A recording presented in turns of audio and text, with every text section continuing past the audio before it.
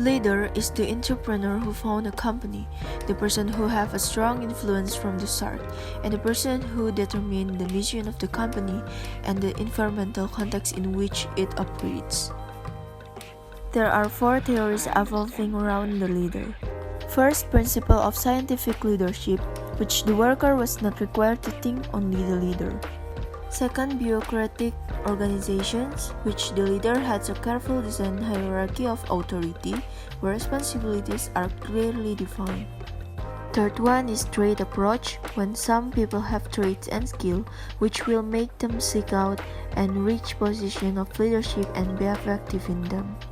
And the fourth is human relations, where they need to find a compromise between rational, goal-oriented behavior and non-rational behavior among an organization's employees to operate successfully. The leader attributes are high intelligence, considerable verbal fluency, overall knowledge, considerable initiative involving energy, ambition and persistence, and also high tallness implies authority. Next, task orientation versus relationship orientation. The X and Y theory of McGregor gave a startling contrast between the task-oriented view and human-oriented view. Theory X based on a pessimistic assumption that people have an inherent dislike of work and will do a lot to avoid it. They generally lack ambition, avoid responsibility, and seek security in the workplace, like imagination and creativity and initiative. Theory Y is based on an optimistic approach and assumes that people actually like working under suitable conditions. They are self-starters, willing to accept responsibility, are creative and imaginative.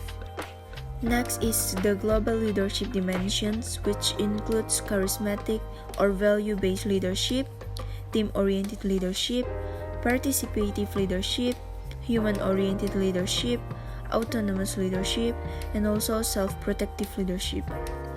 Next, the management of global talent.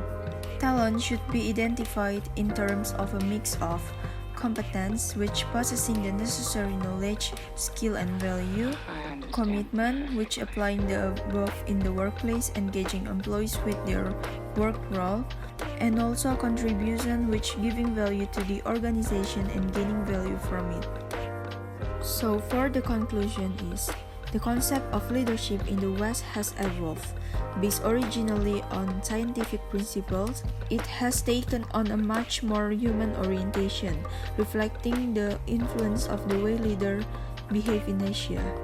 There now appears to be a consensus across cultures as to what makes an effective leader.